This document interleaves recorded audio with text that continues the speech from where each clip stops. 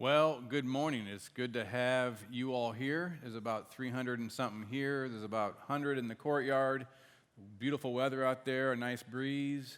And there's about 3,000 of you watching online, and about another 1,000 will watch this week. So this is a situation that we have. We have about 3 things going on, and it works for whoever it works for. You found a niche. The important thing is that you keep the right habits in your life in a pandemic rather than just sort of live sort of intuitively, because usually our intuition isn't the best guide for us.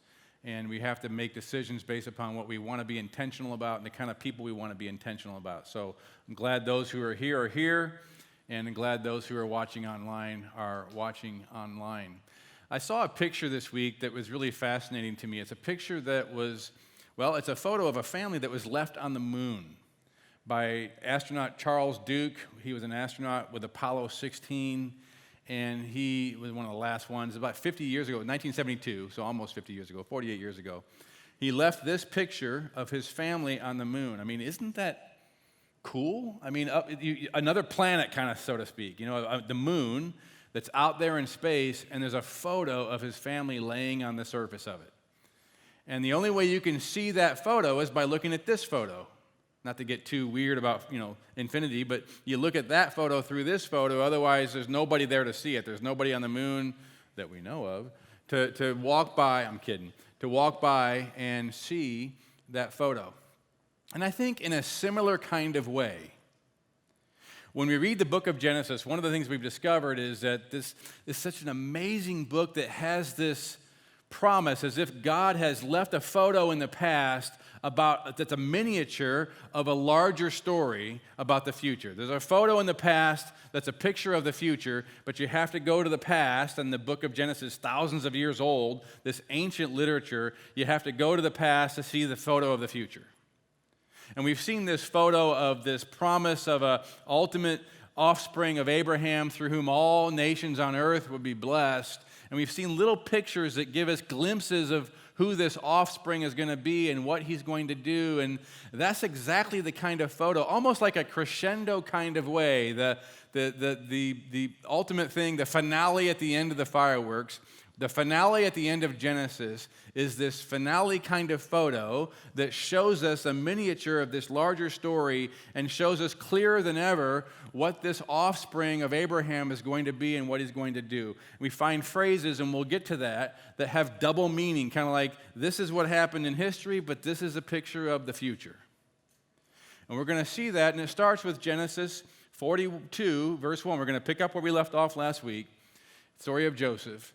And it says that when Jacob learned there was grain in Egypt, Jacob is the father of Joseph. Jacob is the one whose name was changed to Israel. His kids are Israelites. They're Israel. When Jacob learned that there was grain in Egypt, there in Canaan, he said to his sons, I have heard that there is grain in Egypt. Go down there and buy some for us so that we may live and not die. Always an important safety tip, preferable to live and not die. But he has no idea why there's grain in Egypt. He just heard there's grain in Egypt. Isn't that great? The brothers said, oh, that's great. But they have no idea that it is Joseph, his son, the one the brothers sold into slavery. Jacob doesn't know it. Jacob thinks he's dead. But they sold him into slavery when he was 17. It's about 30 years now. He's about 30 years, so about 14 years ago. But to make a long story short, they sold him into slavery. He got put in situations where his management skills, all these rulers in Egypt began to realize that he's a great manager. They put him in charge of things. He got falsely accused. He got put in prison for like 13-something or at least 10-something years. But the prison guard there realized how skilled he was. But make a long story short, he eventually stands before Pharaoh because Pharaoh had a dream, and Joseph is brought to interpret the dream. And he said there's going to be 7 years of abundance, and then there's going to be 7 years of severe famine. They're in the severe famine right now, about 2 years into it. And so Jacob heard that there was grain in Egypt. So the next verse says, now Joseph was the governor of the land. He'd been risen to power, it says in the book of Genesis, second in command to Pharaoh. He's the governor of the land, the person who sold the grain to all its people. So when Joseph's brothers arrived, they bowed down to him with their faces to the ground. And all of a sudden, Joseph remembers, I had a dream, I think, where my brothers bowed down to me and I ruled over them. That's what made them so mad. That's why they sold him into slavery. They kind of put into action the very thing that his dream was about. And although Joseph recognized them, they didn't recognize him. Well, because he is an Egyptian ruler. It says in the previous chapter, we looked at this in chapter 41, he's dressed like an Egyptian ruler. Look at old Egyptian art, and you see the rulers of Egypt. That's exactly what Joseph looked like. Maybe the mascara on the eyes. It says he's got the robe, he's got all the garb, maybe the hat. He's got the chariot he's riding in, and they say, make way when he goes by. He is looking like a pharaoh in Egypt. He is thoroughly Egyptianized, and so they don't recognize him. Now, he was 17 the last time they saw him. He's in his 30s now, so that's a big change. He recognizes them because they probably just look the same but just fatter.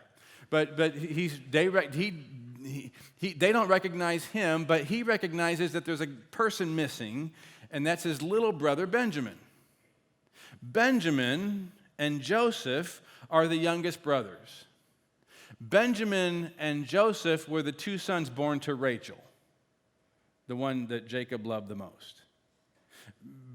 When Benjamin was born, Rachel died giving birth. So Joseph and Benjamin are Jacob's two favorite sons. All the dysfunction, we've talked about that in the past. It caused the brothers to hate Joseph and sell him into slavery. Now he's got this younger brother, Benjamin, and Joseph is wondering, gosh, I wonder if he's putting up with the same garbage from these 10 older brothers that I had to put up with. I wonder if I should rescue him. So Joseph goes through this big disguise that he's accusing his brothers of being spies to come in and check out the weaknesses in the land. And he's doing this whole thing because he wants them to admit there's a younger brother, and then he wants to demand that they bring the younger brother back. That's what happens. So he takes one of the brothers, Simeon, as a hostage and says, just to prove you're not spies, I'm going to take Simeon as a prisoner as if he's a spy, and I'll let him go if you prove you're not spies. And the way you prove you're not spies is to go back to Canaan, get your little brother, and bring him back here.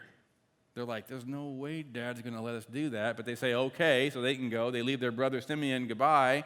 And so Joseph has his steward pack all their bags with all the grain they can possibly hold, and then he puts their money back into the bags. Doesn't even charge them. He puts their silver back in the bags, and he puts provision for the journey in their bags, and they go off, and they realize when they get back to Canaan that they didn't pay for the grain. Their money was put back in the bag, and they're going, well, now we're going to be accused not only of spying, but of stealing our grain. They say to Jacob when they get back, we can go back, but they demand that we bring Benjamin back. And Jacob says, there's no way. I lost Joseph already. Jacob thinks he's dead. There's no way I'm going to let you take Benjamin back to the dangerous situation in Egypt, especially if they think you stole their grain. So time goes by, and it's a famine, and so the grain eventually runs out, and the reality of the harsh famine forces change in Jacob's heart, and he kind of comes to his senses, and he says, you know what? We're all going to die of the famine. We might as well take a risk. Benjamin's going to die of starvation. We might as well risk it, let you go back to Egypt, buy more grain. Hopefully they won't keep Benjamin down there, and hopefully you won't be arrested for stealing the grain because you've got the money still. So they take the chance. They go down to Egypt. They come, and Joseph sees them from afar. It says in chapter 43, when Joseph saw Benjamin with them, he's seen them, they don't see him yet. He said to the steward of his house, take these men to my house, this is a different deal, not to prison, slaughter an animal and prepare a meal. So this is going to be a great thing, but they don't know it. They don't hear him say that. So when the steward comes up to them and when they get to Egypt, he says, follow me, come with me. They think they're going to prison because they stole the grain. And so immediately they just come clean and they say to the steward, we didn't steal the grain. The money was put back in our sacks. We had no idea how it got there. And the steward says something really surprising. Here's what he says. He says, next verse, it's all right. Now that in Hebrew is just shalom. Peace, chill out, no worries. It's all right, he said. And imagine an Egyptian ruler's steward saying this, don't be afraid. Your God, the God of your father, as if he knows something, has given you treasure in your sacks. I received your silver. So he frees Simeon, brings Simeon back to the group, and he brings them to Joseph's house. He allows them to wash up in all this special kind of palace-type way of washing up, and he gives fodder to their donkeys, and they bring him into the house, and they hear rumors that we're going to have a meal with this Egyptian ruler. They don't know it's their brother. We're going to have a meal with this Egyptian ruler. And then it says, the next verse, when Joseph came home, again, here they bow down again, Joseph's dream coming true. They bowed down before him to the ground. It continues. As he looked about and saw his brother Benjamin, Joseph sees little Benjamin for the first time close up, his mother's son, again, the only two of them from Rachel, he asked, is this your younger brother, the one you told me about? And he said, and again, this is going to be weird for an Egyptian ruler to say this, God be gracious to you, my son. Deeply moved at the sight of his brother, Joseph hurried out and looked for a place to weep. Again, he doesn't want them to know who he is, and so he's trying to hide his emotions. He's trying to keep it together. He went out to weep. He went into his private room and wept there. He just tried to weep it out, get his act together. And so it says, after he had washed his face, he came out controlling himself, said, serve the food. So they feasted and drank freely with him. They have a great meal. Again, to them, they're just eating with an Egyptian ruler who seems oddly friendly. They can't figure out why. And he kind of seems emotional, and they don't know what's going on. And in some sense, in their eyes, Joseph seems like an Egyptian ruler that's kind of a little bit emotionally unstable. It's like having dinner at a mafia's house, and you're not sure how it's going to turn out, if you're going to die or somehow be okay at the end. They're not really quite settled, but eventually Joseph sends them away. He does the same thing. He has his steward fill their bags with grain. He puts the money back into the bag. He provides provisions for the journey. But he does one other thing. He has his steward put his special silver cup into Benjamin, the younger brother's bag, closes it up. They leave, and then the steward goes after them and stops them and says, which one of you stole my master's silver cup? They go, silver what? Silver cup? We don't know what you're talking about. Whoever stole the cup is going to have to come back and be my master's slave. They said, fine, we didn't take a cup. Go ahead and check. He checks. He eventually finds it in Benjamin's sack because that's where he put it. And he accuses Benjamin of stealing the cup. The brothers tear their clothes. They're saying, no, this is exactly what we feared. My father's going to die. This is exactly the worst case scenario. And they arrest Benjamin. They all go back with Benjamin because they're not going to let Benjamin, if they can help it, stay in Egypt. They're going to do everything they can. They go back to Joseph. They go back to his house. And it says here in chapter 44, Judah, the one whose idea it was to sell Joseph, when Joseph was 17 years old, sell Joseph into slavery, steps forward and speaks, and he gives a long speech, and he comes to the end, and he says this, please let your servant, that's me, Judah, remain here as my Lord's slave in place of the boy, and let the boy return with his brothers. How can I go back to my father if the boy is not with me? No, do not let me see the misery that would come on my father. See, he's very, very different now. Instead of selling his younger brother that the father loves so much into slavery out of jealousy, he says, take me instead. Make me your slave instead. I'll stay here as a slave in Egypt. Free my younger brother. I can't bear to think of him as a slave. And more importantly, I can't bear to think of the pain it would cause my father. And that is all Joseph needs to see to realize how much his brothers have changed.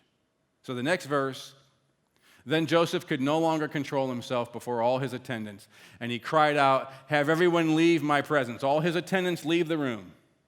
It's just him and his brothers. And he wept so loudly that the Egyptians heard him, and Pharaoh's household heard about it. He's just losing it. He's falling apart. They can't figure out why, of course. They're watching this happen. They have no idea what's going on. It says, Joseph said to his brothers, I'm Joseph. Is my father still living? But his brothers were not able to answer him because, why? Well, they were terrified at his presence. I don't know why they were terrified, except that they were terrified to be in the presence of such a powerful Egyptian ruler who had the power to imprison them, but I think they were also terrified by what he just said. Joseph. You mean the Joseph that we put in the pit and then eventually sold into slavery? That's you? Next verse, it says, "Then Joseph said to his brothers, 'Come close to me.' When they had done so, he said, 'I am your brother Joseph, the one you sold into Egypt.'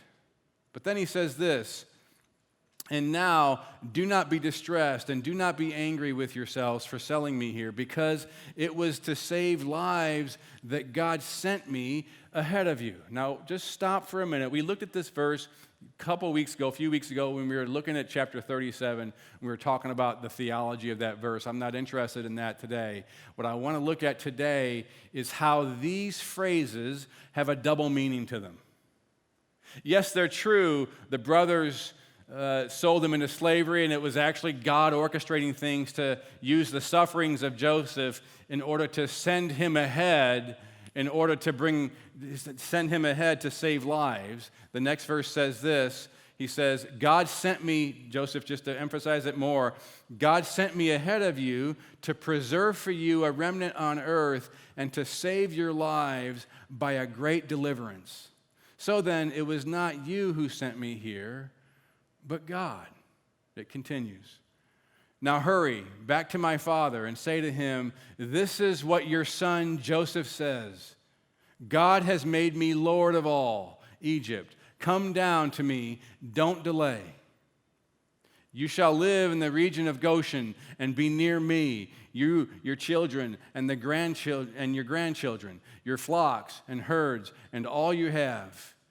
I will provide for you there, because 5 years of famine are still to come. Otherwise, you and your household and all who belong to you will become destitute.'" Now, there's all kinds of double meaning in those phrases. They are what he says to Joseph, but I do think they're part of this picture of what is the future in the ultimate offspring of blessing, through whom all the nations on earth will be blessed. It's a great story. After Joseph says this, Pharaoh gets involved in the good fields and provides a caravan to go get Joseph and all their family. When Joseph says this, he turns and he hugs Benjamin, and they're weeping, and they're kissing one another, and they're crying, and then they all have a group hug, and they're weeping, and they're crying, and they're kissing one another. But I think besides this being a great story in and of itself, again, it's a story that's a photo of the future. That God became human in the person of Jesus, and that God sent him ahead of us. As the human, God became human. That's what he became. He wasn't human before. He was always God, but he became human, and he sent him ahead of us in the person of Jesus to break through the other side of death, ahead of us, to save our lives and to bring a great deliverance through resurrection. He's the first of a new creation. That God exalted him. He was a human that God has exalted because he's God, he's human, both God and human, but God has exalted him as the second Adam, the true one through whom we are going to reign over the earth. He's exalted him as Lord over all to bring humanity back to the place that God intended in Genesis 1, that we would rule over all the creation in God's image. Through Jesus, that's going to be restored. That he brought a land of famine, and he brought them instead out of a land of famine into a land of abundance. That Jesus is going to restore this earth to the place of abundance and a place of beauty of God's creation that we will rule over by being in Jesus, and we will be near him forever. This is a miniature of the story of the rest of the Bible. This is a miniature of the story of what's true of those who are in Christ, but you got to come to him and not delay and bow down to him. Otherwise, you will be left desolate. What? Is there another narrative? Is there another story that you see your life in? that makes it hard for you to bow down to Jesus? Is there another story that you see your life in that keeps you from coming to Jesus and bowing down to him as Lord of all? Not just Lord of all, but Lord of all in your life? What makes it hard? I know whatever it is, it makes perfect sense to you that you would hold back. It makes perfect sense to you that you would not come and bow down and to him as Lord of all. I saw this picture this week of a way they used to test football helmets. 1912. Here's a guy testing football helmets in 1912. Now, I don't know what incentivized that guy to take that job, but it made perfect sense to him at the time. He'd be the guy who would go full speed and just dive into a barn with his head, with a football helmet on. Now, we know now that's one of the dumber things you can do with all the things we know about concussions and brain damages and all kinds, dementia because of that and all these kinds of things. But at the time, it made perfect sense. But it was stupid, turns out. In spite of the fact that it made perfect sense. It was stupid, we know now. Whatever story you see your life in that keeps you from bowing to Jesus, coming to Jesus as Lord of all, makes perfect sense to you. But Jesus would say, it's a stupid story that's keeping your life desolate and going to keep you in famine forever. For me, as we finish the book of Genesis, I think it's such an incredibly amazing book. Because I'll be honest with you, I think the stories in Genesis and the kind of double meaning of things and the kind of picture we see of things all the way through as we've seen these stories that seem to point, as Jesus said after he rose from the dead in Luke 24, he took his disciples back through the Old Testament and these books and showed him how all these stories were ultimately about him. That's what Jesus says. I think that resurrected Jesus understood these stories in Genesis as being pictures dropped in the past that show the future. And I'm amazed at how much, in spite, I think, of the knowledge of the author, that it goes even beyond that. I think it's a conspiracy of the Holy Spirit to show us that God was telling us, revealing to us this future, this bigger story that went beyond the knowledge of the author of Genesis. Because it was the Holy Spirit ultimately writing this text and telling us this bigger story. And you know what? I really, really want my life to be in that story. I don't want my life to be hijacked by some stupid, small, dead-end, desolate story with just famine in the end. I want to be brought to the one who's been exalted as Lord of all. I want to have my life saved by the one who went before me and broke through the other side of death and rose again, who's going to restore this earth from a place of famine and dust and thistles and death. I want to be brought back into this place of plenty where I'll be with him forever. Let's look at the question again, and I want you to think about this, because don't you want to be in that story when you really think about it? Is there some other story you see your life in that's making it hard for you to bow to Jesus as Lord of all? Is there some other story that you see your life in that keeps you from bowing to Jesus? Will you take 20 seconds and ask yourself that right now?